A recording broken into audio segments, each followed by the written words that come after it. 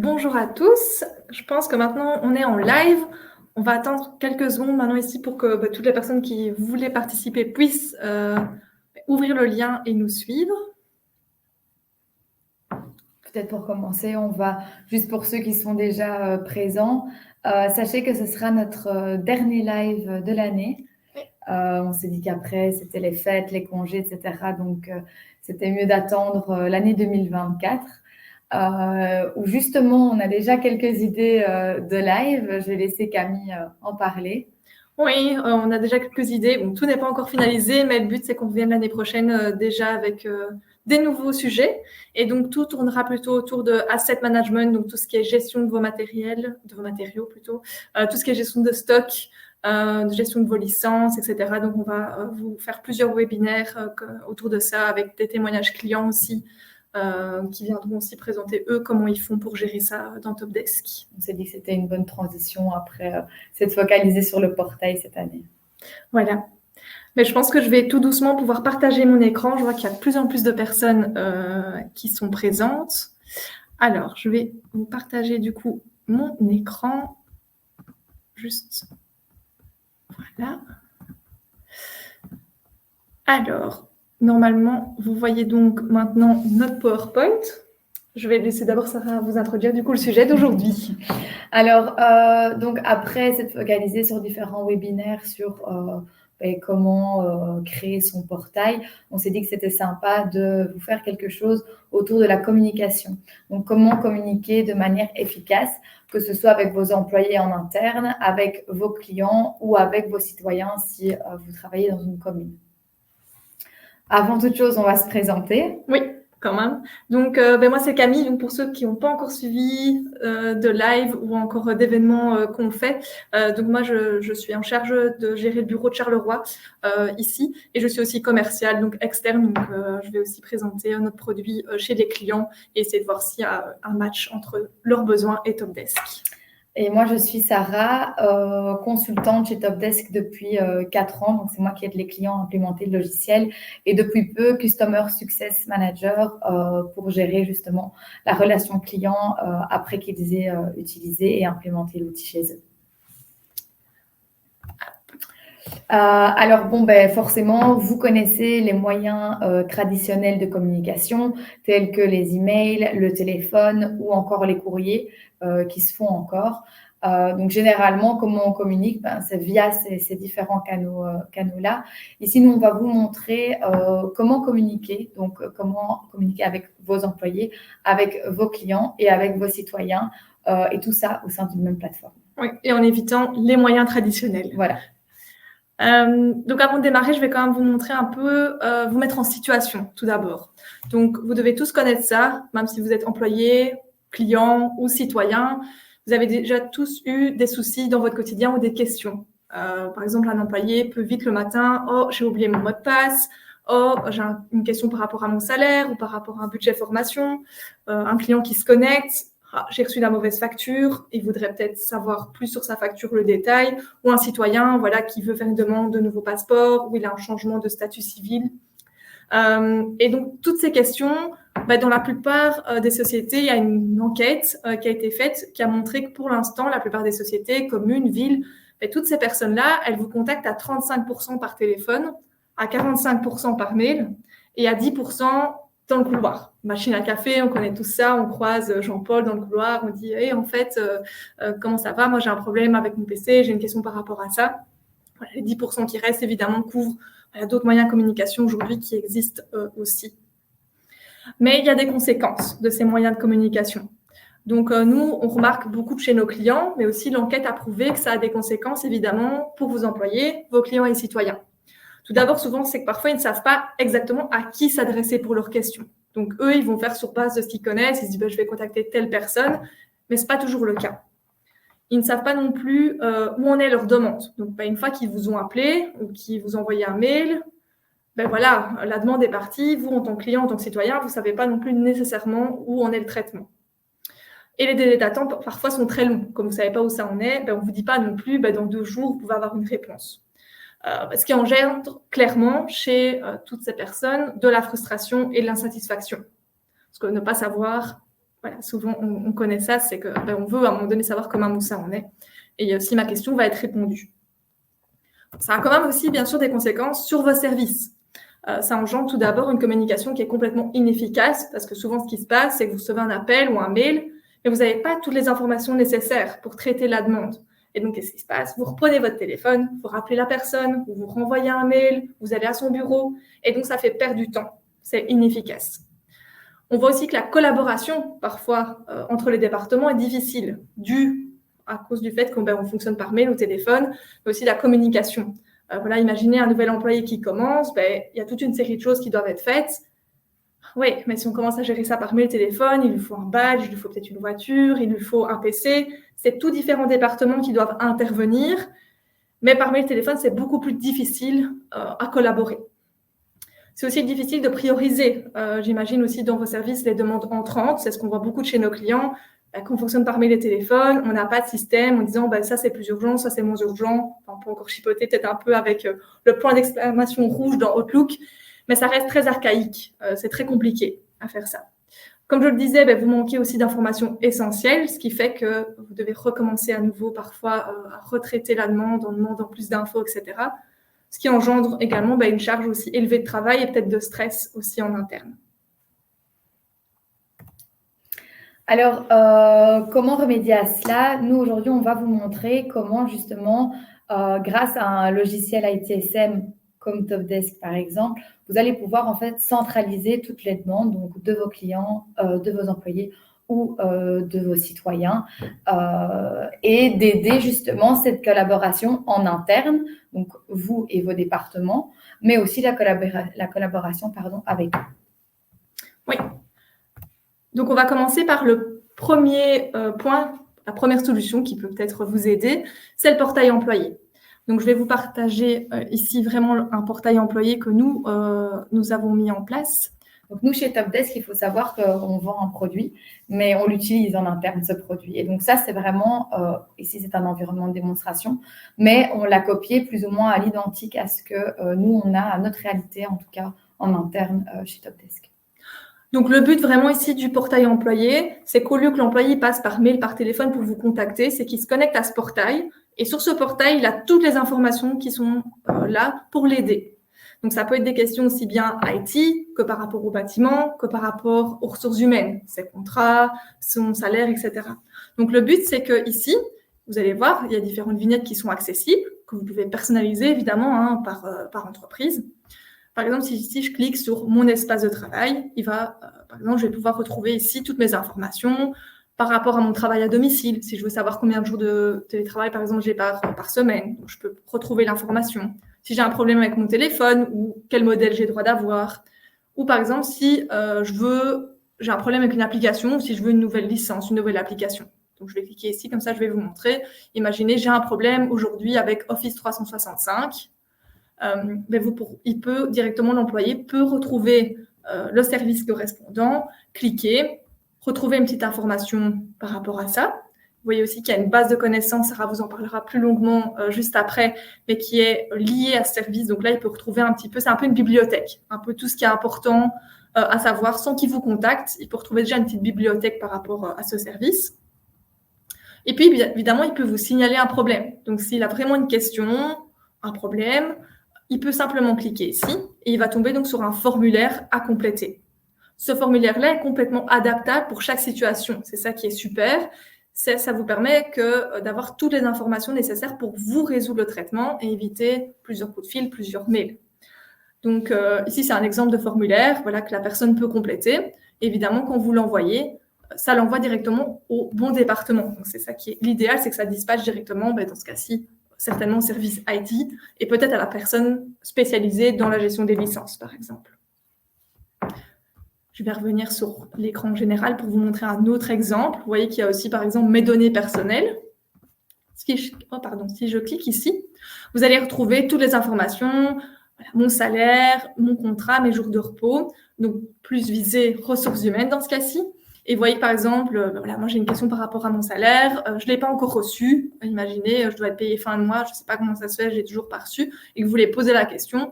Donc là, comme je l'ai dit, vous retrouvez une page d'accueil avec toutes les informations sur les remboursements, les coûts supplémentaires, voilà, quand on est payé, ce genre de choses. Et vous pouvez aussi, d'office, poser votre question via un formulaire, vous voyez ici, qui est beaucoup plus réduit, par exemple, dans ce cas-ci. Et évidemment, quand l'employé l'envoie, ça aussi, ça le dispatche directement, dans ce cas-ci, vers le service RH. Ce qui est top aussi via le portail, Sarah vous en reparlera après plus sur le portail client, c'est que vous pouvez aussi, l'employé, évidemment, il peut suivre toutes ces demandes. Donc ça, c'est vraiment l'avantage. Vous voyez ici, s'il clique sur « Mes demandes », il va pouvoir retomber sur toutes les demandes qu'il a déjà faites. Par exemple, ici, vous voyez qu'il a fait des commandes ou qu'il avait un problème de climatisation apparemment qui était bloqué à 25, donc il devait avoir bien chaud, le pauvre. Donc, il peut voir exactement, voilà, s'il ouvre celui-ci, il peut voir exactement que c'est en cours de traitement. Il y a quelle date au plus tard son problème sera résolu. Donc, normalement, aujourd'hui, il a de la chance. À 15h04, ce sera résolu. Donc, ça, c'est vraiment l'idéal, c'est qu'il peut avoir vraiment accès à tout via le portail. Pas à tout, mais via, en tout cas, le suivi. Alors, je vais revenir dans la présentation de base. Donc, ça, c'est vraiment pour le portail employé. Maintenant, je laisse la main à ma collègue Sarah pour le portail client. Donc, ici, on vous a mis un exemple. Vous voyez que c'est un petit peu similaire, hein, en simplifié. On vous a mis un exemple, un de nos clients qui a accepté de montrer son portail afin de vous montrer que forcément, en tant qu'employé, vous avez le besoin d'accéder à beaucoup d'infos, mais qu'il est aussi possible en tant que société, d'offrir ce service aussi à ses clients. Alors, pourquoi c'est important pour notre client d'offrir un portail simplifié à ses clients à lui? Mais c'était simplement donner un accès rapide pour encoder un ticket. Vous voyez ici, hein, on a simplement une tuile avec nouveau formulaire d'incident, très basique. Ici, un accès à la base de connaissances. Donc, comme Camille vous l'a montré, ça permettra en fait de retrouver tous des articles, toute une librairie d'éléments de connaissances qui est offerte justement aux clients, hein, peu importe la documentation. Ça peut être l'explication d'installation d'une licence ou autre, vraiment libre à vous de choisir ce que vous offrez à vos clients. Vous avez également une section qui offre la possibilité aux clients d'avoir toutes les informations sur l'entreprise elle-même, un accès rapide au site internet de la société, etc. On n'a pas pu vous montrer plus en détail parce que ça reste quand même très confidentiel. Donc, on vous a juste montré le look que cela peut avoir. Et également, comme Camille vous le disait, vous pouvez avoir justement une liste avec les interventions en cours qui vous permet justement de ne pas constamment retéléphoner ou renvoyer un mail au département en disant « Bon, est-ce que vous pouvez me dire où en est ma demande ?» Non, directement, la personne peut se connecter sur le portail et peut voir où en est exactement sa demande. Ça permet d'avoir un sentiment de sérénité de la part de vos clients parce qu'ils savent en temps réel où est la demande. Mais c'est un gain de temps également pour les employés parce qu'ils ne sont pas constamment dérangés, en tout cas, avec des appels, avec des mails pour relancer justement ces conversations. Alors, Camille vous l'a déjà montré, hein, c'est simplement une capture d'écran de ce qu'elle vous a montré juste avant. Vous avez à chaque fois donc, la liste des demandes de la personne, le statut et la date à laquelle cela a été réalisé. Donc, un portail client, c'est à peu près la même chose qu'un portail employé. On va vous montrer pour le portail citoyen, vous allez voir que c'est exactement le même, sauf que c'est articulé différemment. Ah non, pardon, j'ai loupé une partie. Vous dire aussi que le portail n'est pas l'unique solution pour les clients. On a un client, on n'a pas pu le citer ici, un de nos clients a décidé non pas d'utiliser un portail pour ses utilisateurs, pour ses clients à lui, mais de mettre un formulaire en ligne directement sur son site web. Vous avez certainement vu 1000 fois des formulaires en ligne, peu importe sur quel site, pardon. Et en fait, ici, le but, c'était d'offrir un service 24 heures sur 24 également, de manière simplifiée sur le site web de notre client. Donc, vous voyez qu'il doit simplement, en tout cas, la personne qui souhaite introduire une plainte doit simplement rentrer les informations sur la plainte comme ceci. Et en fait, ici, vous avez une liste déroulante où on lui demande au plaignant de rentrer son choix. Hein. Donc, est-ce que cette plainte concerne une facture? Est-ce qu'elle concerne une coupure d'eau, etc., etc. Et sur base, en fait, de cette liste déroulante, qui est forcément personnalisable en fonction de votre secteur d'activité, va permettre, en fait, le dispatch vers le bon département. Ici, on vous demande, encore une fois, sur base d'échanges avec vous, quelles sont les informations dont vous avez besoin, un peu comme dans les formulaires Topdesk. Quel est le nom, le prénom de la personne, l'adresse sur laquelle cette plainte a été observée. Et donc, on construit ce formulaire, on le met sur le site web et tout ça est directement lié à Topdesk. Maintenant, j'y viens du coup pour la liaison avec le portail citoyen. Et donc, pour vous montrer, en fait, ici, vous allez voir, hein, on va vous montrer, c'est un environnement de test qu'on a personnalisé pour pouvoir montrer justement aux communes, par exemple, comment elles peuvent utiliser Topdesk. Mais vous voyez, en fait, que l'articulation générale de l'outil, elle, la même, le look est le même, on l'a simplement modifié, on peut changer forcément le logo, les banners, mais le look assez simpliste de Topdesk reste le même malgré le public qu'on vise. Ouais. Hop. On va vous montrer maintenant si ça fonctionne, ce que je pense. Avec la souris. Oui. Je vais laisser ma collègue faire. Hop, ici. Voilà. Donc, pour vous montrer, en fait, ici, la question que vous allez peut-être devoir vous poser, c'est de se dire, bon, ben, c'est très bien, on a nos citoyens qui vont utiliser, ou nos clients, hein, peu importe, mais en fonction du nombre d'utilisateurs de la plateforme, vous pouvez vous demander, OK, mais comment on va faire si chacune de ces personnes doivent se connecter individuellement? Est-ce qu'elles se connectent sur base d'un identifiant? Mais comment les prévenir de leur mot de passe, etc. Ça peut être très lourd et très compliqué. Et nous, avec Topdesk, on a fait l'intégration justement avec quelque chose que vous connaissez tous. It's Me. Alors, pas que It's Me, hein, il y a l'ID qui est dedans, il y a It's Me, un code via SMS. Mais on va vous montrer aujourd'hui comment chacun peut se connecter justement à notre plateforme grâce à It's Me. Donc ici, je vais ouvrir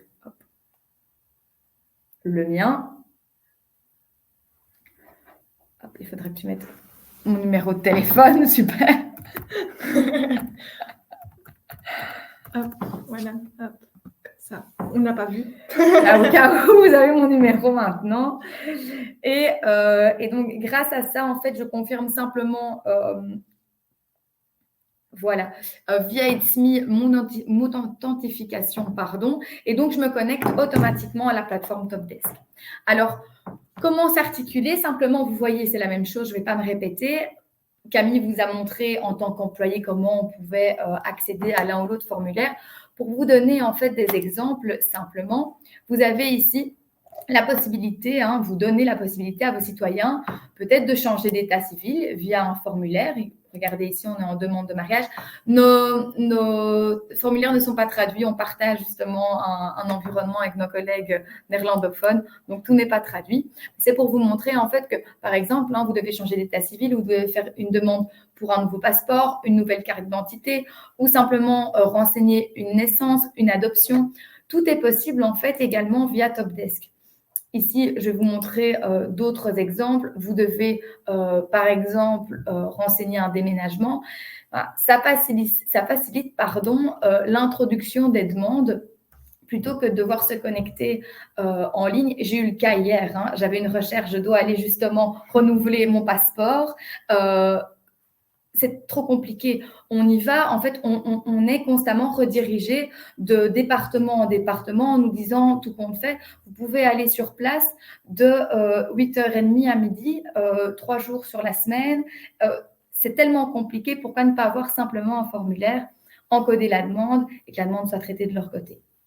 Voilà, c'est simplement vous montrer à quel point Topdesk peut faciliter et notre vie en tant que citoyen, mais également celle de ceux qui traitent justement. Et ce qui est top aussi sur ce portail, c'est que ça permet clairement aussi de, vous en tant que commune, intercommunale, peu importe, mais de partager vers les citoyens les dernières activités, le marché de Noël, les dates d'ouverture, ce genre de choses. Donc, de communiquer aussi d'autres choses, activités sportives, j'en sais rien, ou des choses comme ça. Ou parfois, je pense qu'en tant que citoyen, on n'est pas au courant, mais que ça permet en tout cas d'améliorer ça aussi.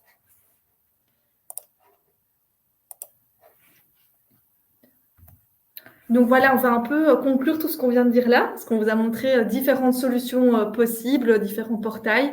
Donc bien sûr, un peu les éléments qu'on va mettre en avant, c'est que c'est disponible 24 heures sur 24. Donc c'est clair que tout le monde peut à tout moment aller voir les informations sur le portail, se renseigner, faire la demande, même si le service après, évidemment, la traite que le lendemain ou autre. Mais ça facilite clairement aussi l'accès pour vos employés, clients ou citoyens aux différents services, aux informations que vous souhaitez mettre en place. Et surtout qu'ils peuvent trouver l'information par eux-mêmes grâce à la base de connaissances, grâce à différentes vignettes. Ils savent peut-être déjà trouver la réponse dans le portail directement au lieu de vous contacter. Et en plus, il a tout l'historique des interactions et il sait exactement où en est son traitement. Et donc, ces avantages-là couvrent forcément employés, clients ou citoyens. D'un autre côté, vous avez, si vous travaillez dans un département d'une société, sachez qu'avoir un portail comme ça, c'est bien beau d'avoir un portail. Sachez que vous allez aussi avoir une plateforme qui est générale pour tous les départements pour que chaque demande puisse être dispatchée au bon département. Donc ça, c'est bien parce que la collaboration entre vos différents services va augmenter. Camille vous parlait de l'arrivée de quelqu'un dans une société, mais vous savez avec Topdesk directement si la demande est faite, que la demande de badge est à l'IT, que la création de compte est par les ressources humaines. Peu importe, tout peut être bien acheminé pour que chacun ait la bonne information et puisse traiter de la meilleure façon possible la demande qui lui est attribuée. Donc, forcément, ça augmente la productivité de vos équipes parce qu'il y a une perte de temps qui est complètement diminuée. Les personnes peuvent prioriser les tâches. On ne vous l'a pas montré, mais dans les formulaires, on peut mettre en place un certain système pour qu'une priorisation automatique en fonction de l'une ou l'autre demande puisse être faite. Et forcément, une plateforme comme celle-ci peut améliorer le support aux employés, aux clients, justement en leur offrant une plateforme accessible, comme Camille vous l'a dit, ou simplement un suivi et un historique des demandes en temps réel. Voilà, on arrive déjà à la fin. Donc, n'hésitez pas évidemment à nous contacter si vous avez des questions, à nous suivre aussi. On est sur Instagram, sur LinkedIn. On a plusieurs comptes que vous pouvez rejoindre aussi si vous voulez rester informés. Et nous, de toute façon, on vous retrouve du coup l'année prochaine. L'année prochaine. Seulement. Et du coup, hop, je vais arrêter mon partage d'écran ici pour vous dire au revoir. Donc, n'hésitez pas vraiment si vous avez d'autres questions. Et on vous dit de bonnes fêtes de fin d'année. À bientôt. Au revoir.